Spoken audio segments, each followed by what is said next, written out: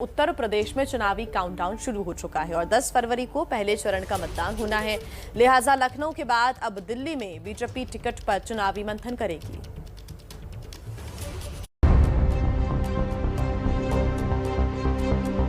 आज से दिल्ली में बीजेपी का चुनावी मंथन। दिल्ली में होगा टिकट के दावेदारों पर फाइनल फैसला।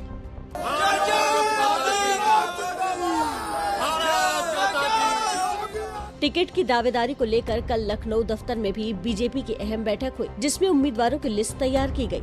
यहाँ जो नाम फाइनल किए जाएंगे उसके बाद दिल्ली में मंथन किया जाएगा उन नामों पर और आखिर में मुहर लगेगी। माना जा रहा है कि 14 तारीख तक सारे नाम फाइनल हो जाएंगे और उसके बाद इसकी सूची जारी कर दी जाएगी।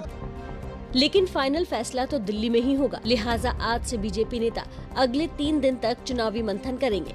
मंथन में बीजेपी के चुनाव प्रभारियों और बड़े नेताओं के साथ साथ सीएम योगी, डिप्टी सीएम केशव प्रसाद मौर्य भी शामिल होंगे।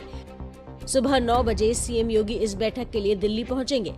जानकारी के मुताबिक केंद्रीय नेताओं के साथ मिलकर पहले और दूसरे चरण के टिकटों को लेकर अंतिम फैसला लिया जाएगा। इसके बाद 13 जनवरी को बीजेपी केंद्रीय चुनाव की समिति की बैठक बुला सकती है। इसके तुरंत बाद यूपी चुनाव की पहली लिस्ट भी जारी कर सकती है।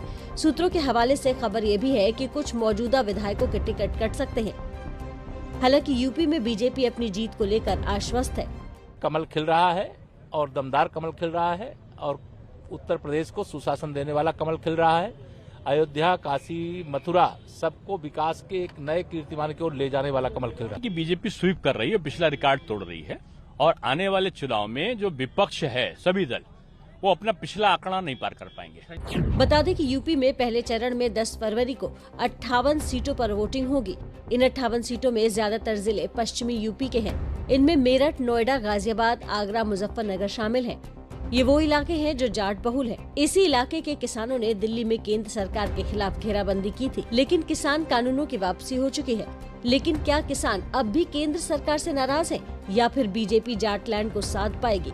इसका फैसला तो 10 मार्च को चुनावी नतीजों के आने के बाद ही साफ हो पाएगा।